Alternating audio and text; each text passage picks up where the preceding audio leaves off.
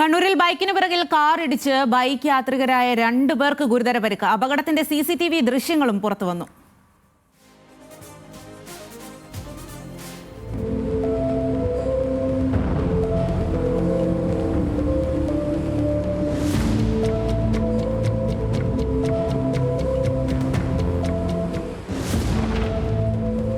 നിഖിലയാണ് കൂടുതൽ വിവരങ്ങളുമായി ചേരുന്നത്. നിഖിൽ, ഇപ്പോൾ ഈ പരിക്കേറ്റവരുടെ ആരോഗ്യനില എങ്ങനെയാണ്?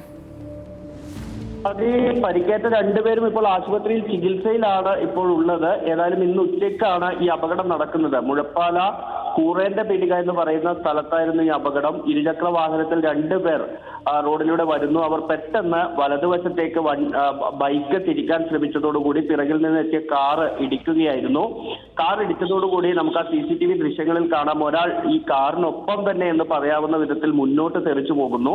രണ്ടാമത്തെ ആൾ ബൈക്ക് അടക്കം തെറിച്ച് റോഡരികിലേക്ക് വരികയും ആ ബൈക്കിൽ ഉണ്ടായിരുന്നയാൾ അവിടെയുള്ള ഒരു തൂണിൽ ഇടിച്ച് താഴേക്ക് വീഴുകയുമാണ് ചെയ്യുന്നത്. ചക്കരക്കൽ പോലീസ് ഉടൻ തന്നെ സ്ഥലത്തെത്തിയിരുന്നു. പോലീസും നാട്ടുകാരും ചേർന്നാണ് പിന്നീട് ഒരു ആംബുലൻസ് എത്തിച്ച് ഇവരെ 2 പേരെയും ആശുപത്രിയിലേക്ക് മാറ്റിയത്. 2 പേരും ഇപ്പോഴും ആശുപത്രിയിൽ ചികിത്സയിൽ തുടരുകയാണ്.